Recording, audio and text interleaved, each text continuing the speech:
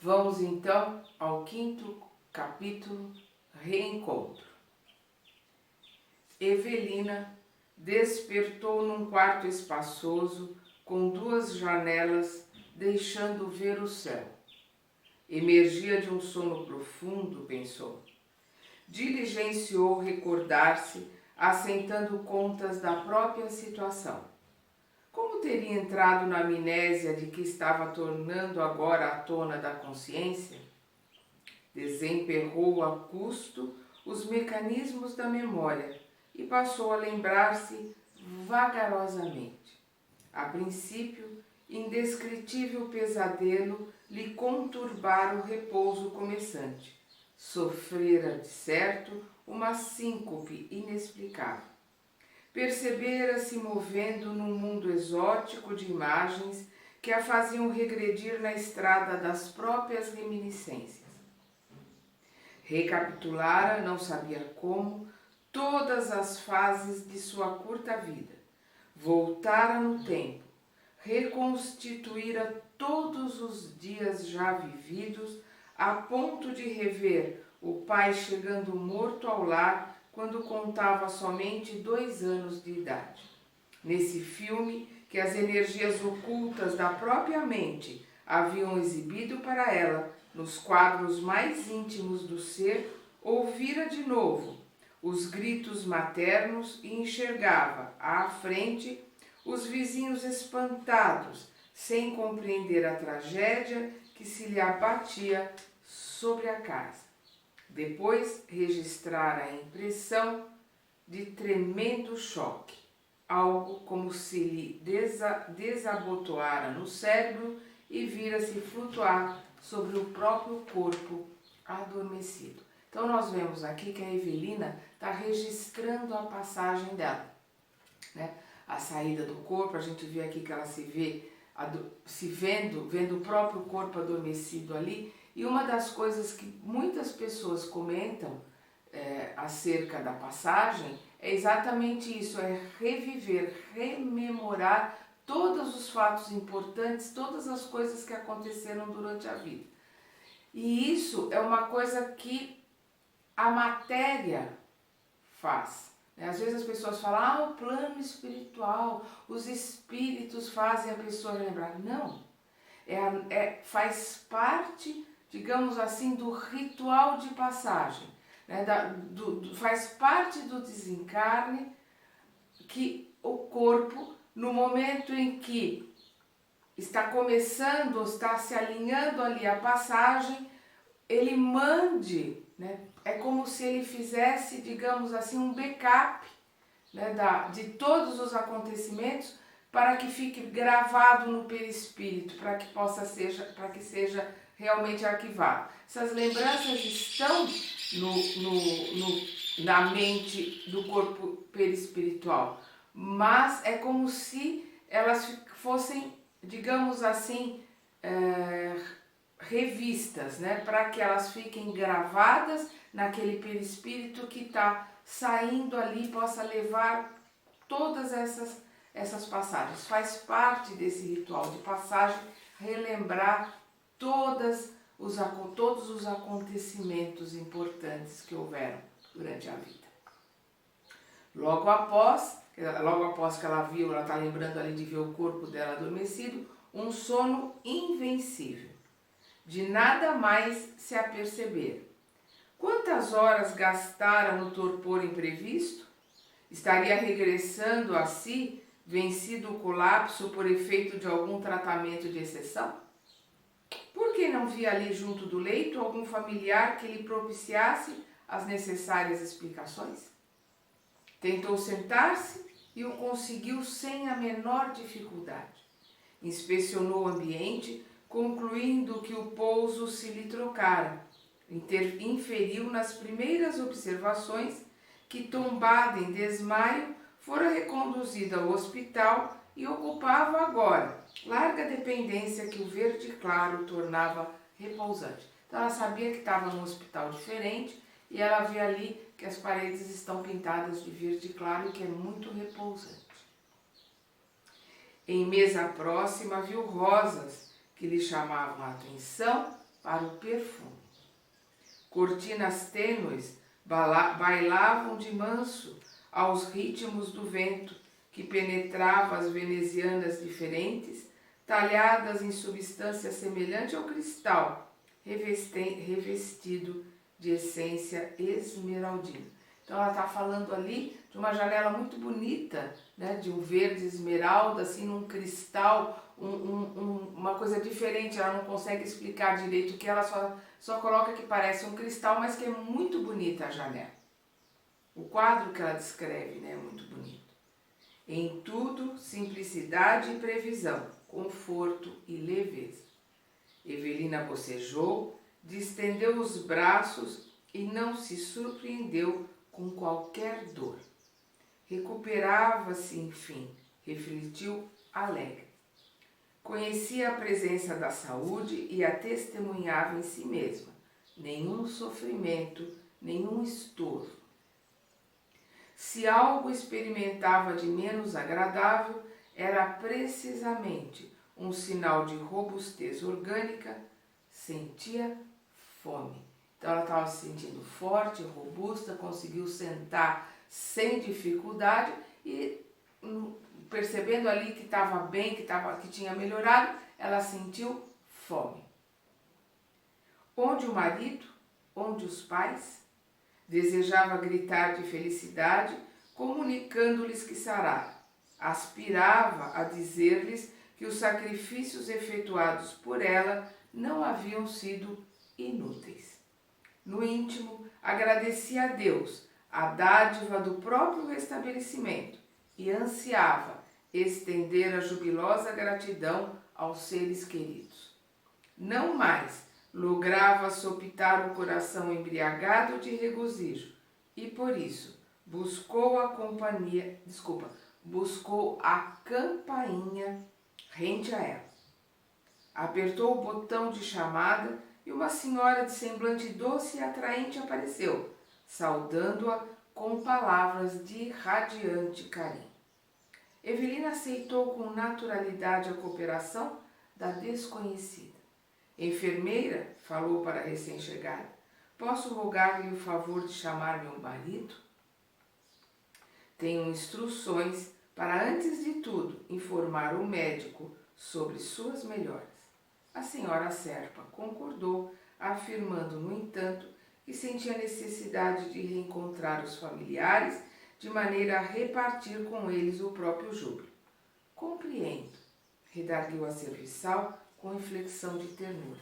Então a gente vê aqui a misericórdia divina, a misericórdia dos trabalhadores no plano espiritual, de não colocarem para ela, olha, você desencarnou, você não está mais no meio dos seus familiares. Seria um choque muito grande para ela.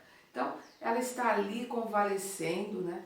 Então, num quarto ali de hospital, a gente vê ali o merecimento dela. Vamos lembrar que o André Luiz estava numa enfermaria. Ele, quando foi socorrido lá no umbral, depois de muito tempo, 8 anos de umbral, ele foi levado para uma enfermaria onde ele foi tratado junto com um monte de doentes. Então, a gente vê que ela não passou ela não precisou passar pelo umbral. Ela já foi socorrida ali no plano espiritual, ela já está ali num quarto onde ela está sendo tratada, né? Então a gente vê o merecimento dela ali de auxílio. E ninguém vai passar para ela uma verdade que não seja absolutamente necessária na hora certa. Então para que dizer ali para ela que ela desencarnou? Deixar ela continuar achando que ela está no hospital, que ela está sendo tratada, né, até ela restabelecer as forças, ela entender mais, para ela ir aprendendo aos poucos.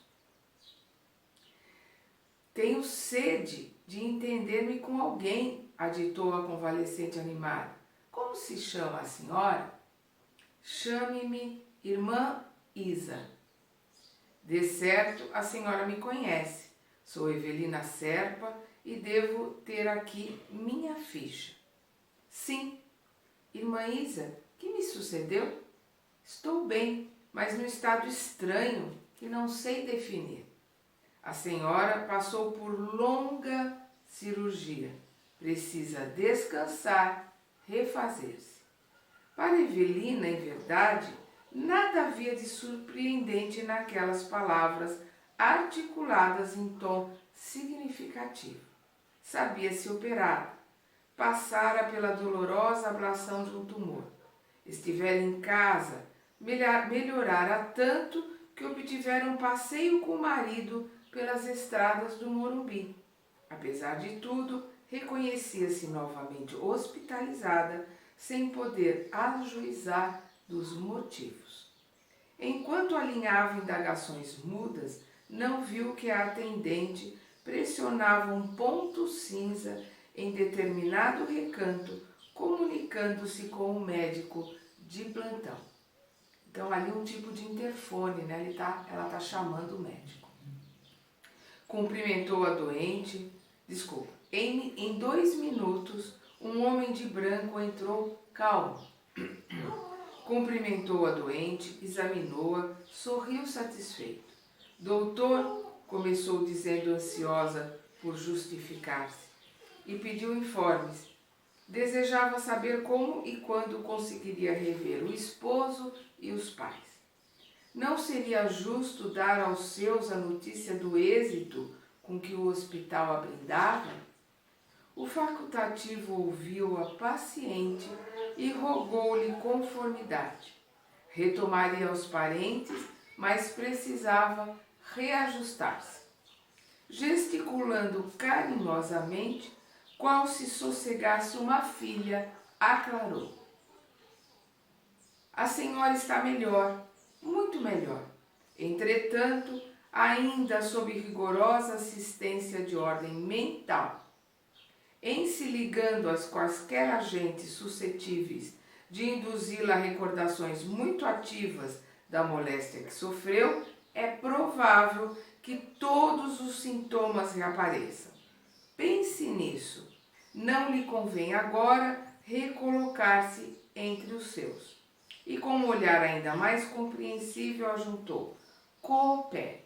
Então ele colocou para ela: se você se juntar às pessoas, vai relembrar a doença, vai falar, pensar na doença, e isso vai fazer com que os sentimentos, né? Os sentimentos da dor, as lembranças da doença vai fazer com que ela ressinta de novo a dor. Então ele pede para que ela coopere e que ela não pense, não relembre o estado de doença. Evelina ouviu a observação de olhos lacrimosos, mas resignou-se. Perdão. Afinal, concluiu intimamente, devia ser reconhecida aos que lhe haviam granjeado a bênção da nova situação. Não lhe cabia interferir em providências cujo significado era incapaz de apreender. Adivinhando que o médico se dispunha a sair, solicitou com humildade se lhe seria permitido ler, e se essa concessão lhe fosse feita, rogaria que a casa lhe emprestasse algum volume em que pudesse colher ensinamentos do Cristo. Sensibilizado, o médico lembrou o Novo Testamento e, a breves instantes, a atendente trouxe o livro mencionado. Então, nós vemos ela ali grata por estar melhor e, pensando em alguma leitura, pensou em ler alguma coisa que lhe trouxesse palavras do Cristo. E o médico, sensibilizado, lhe falou do Novo Testamento e em pouco tempo lhe trouxeram ali o livro, o Novo Testamento, para que ela lesse. Restituída à solidão, Evelina começou a ler o Sermão da Montanha. Então vamos ver ali que ela entrou no capítulo 5 de Mateus e começa ali a ler o Sermão da Montanha, que é uma passagem que nos remete, nos traz tantos ensinamentos e nos traz aquela paz, né? aquela colocação maravilhosa de Jesus acerca do mundo celestial, do que vamos ter, né, se tivermos um comportamento claro, um comportamento límpido, que é o caso dela aqui, né, quando ela teve um comportamento tranquilo, foi uma pessoa boa, um espírito mais elevado, um espírito que pensava no outro, que pensava em Jesus, que mesmo com todas aquelas colocações mais atrasadas, com aqueles dogmas da Igreja Católica, ela se manteve ali no seu pensamento, no seu sentimento, nos bons sentimentos. Por isso ela estava colhendo os frutos ali de ter sido socorrida rapidamente pelo plano espiritual. Então, Evelina começou a ler o Sermão da Montanha. Todavia, a advertência clínica se lhe intrometia na imaginação, insistentemente. Se estava restaurada, qual se via, porque simples lembranças lhe imporiam retorno aos padecimentos de que se lhe acusava liberta? Por quê? Percebia-se na posse de inenarrável euforia. Deliciosa sensação de leveza lhe mantinha à disposição para a alegria, como nunca sentira em toda a existência. Tais recursos de equilíbrio orgânico seriam assim tão fáceis de perder? Então, ali no plano espiritual, né, as repercussões do cérebro, da mente, do sentimento, elas ecoam rapidamente, né, no perispírito. Aqui na Terra também, quando a gente tem pensamentos doentios, a gente pensa em doença, ou a gente pensa, estou com determinada doença, a gente pensa tanto que aquele pensamento se materializa, a pessoa acaba tendo realmente aquela doença. Mas ali no plano espiritual, as lembranças iriam fazer com que o perispírito revivesse muito rápido todos aqueles sentimentos e aquelas dores que ela teve no plano terrestre. E ela não está entendendo porque que ela não pode rememorar esses sentimentos. Infelizmente para ela, aqui está. Retirou a atenção do livro e engolfou-se em novas cogitações. E se reconstituísse em espírito a presença do Caio e dos pais com veemência? E se concentrasse os próprios pensamentos nas dores que havia deixado à retaguarda? Então ela fez justamente o que o médico pediu para ela não fazer, que é pensar nas dores, pensar na doença. Infelizmente para ela, confiou-se a semelhantes exercícios e, decorridos alguns minutos, a crise revelou-se, agigantando-se-lhe no corpo em momentos rápidos. Relegavam-se-lhes as extremidades, enquanto que mantinha a ideia de que um braseiro a requeimavam por dentro, com a dispneia afrontando-lhe o peito. Desencadeados os sintomas, quis reagir, contrapor conceitos de saúde aos de doença. Entretanto, era tarde. O sofrimento ganhou-lhe as forças e passou a contorcer-se no suplício de que se admitira definitivamente distanciada. Então, o pensamento fez com que ela revivesse, né? Aí o ressentimento, ela ressentisse as coisas que havia vivido e automaticamente o perispírito dela ali no plano espiritual sentiu de novo todas as dores que ela tinha ali no plano terrestre. Atônita, premiu a campainha e a prestimosa atendente se desdobrou na tarefa assistencial. O médico reapareceu e administrou sedativos. Ambos, nem ele nem a enfermeira, lhe endereçaram o mínimo reproche, mas a doente lhes leu no olhar a convicção de que tudo haviam compreendido.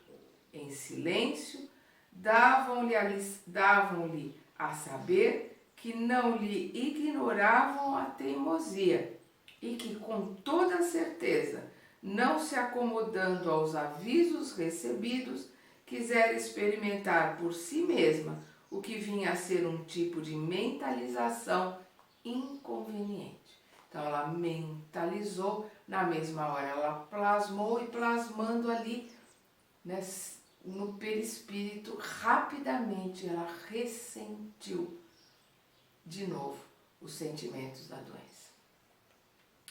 Conquanto a bondade de que dava mostras, o médico agiu com energia.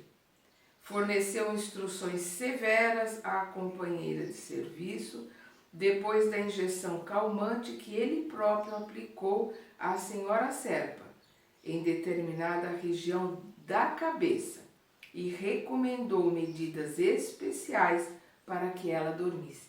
Então a gente vê aqui que na Terra, no plano terrestre, é muito difícil injeções na cabeça. Então a gente vê ali que ele deu a ela uma injeção na cabeça para que ela se acalmasse, dormisse e se tranquilizasse. Aconselhável obrigá-la a repousar mais tempo, controlada por anestésicos. A doente não podia nem devia entregar-se a ideias fixas, sob pena de voltar a sofrer sem necessidade. Então ele estava colocando ali, ela não poderia ter ideias fixas, ela não poderia voltar a pensar nos sentimentos e na doença, porque senão ela sofreria sem necessidade. Isso acontece muito conosco aqui na Terra.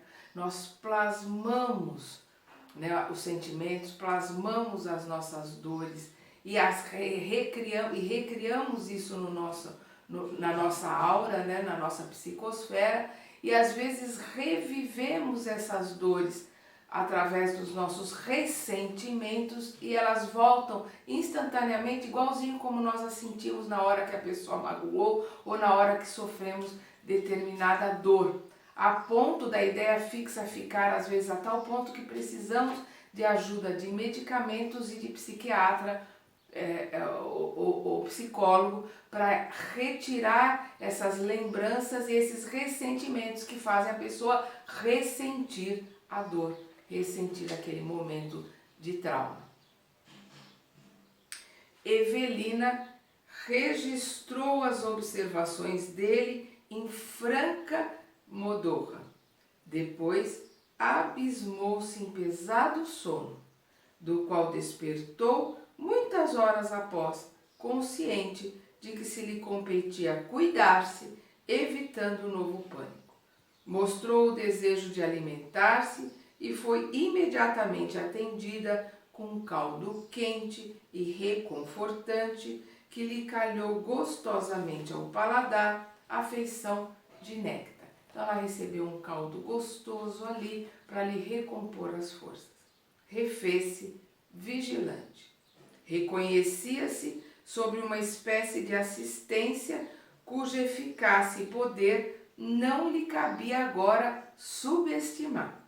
Finda uma semana em descanso absoluto, com entretenimentos de leitura escolhida pelas autoridades que a cercavam, passou a caminhar no recinto do quarto.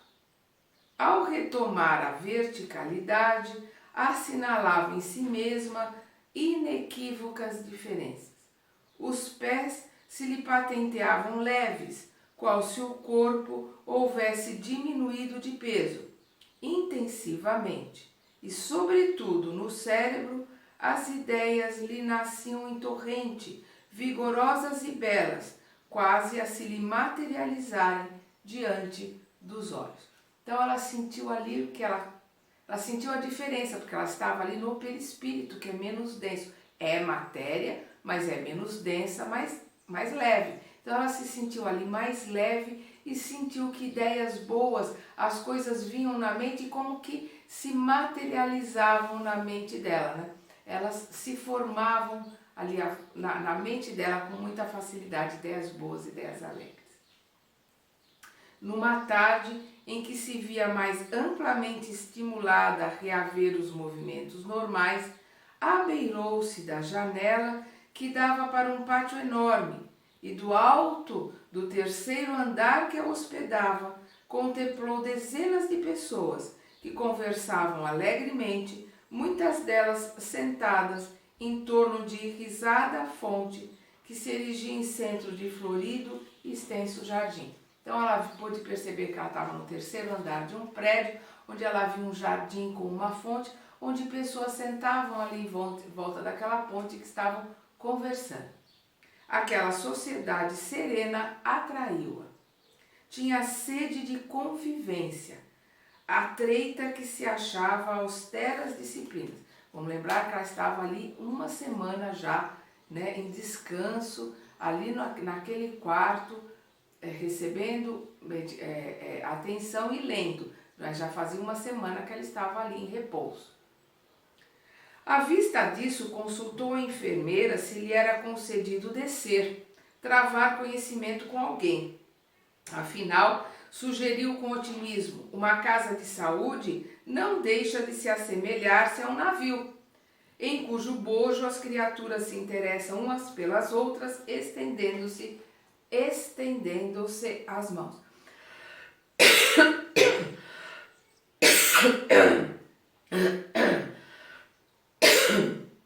Perdão. A serviçal achou graça e escorou-a nos braços para a descida.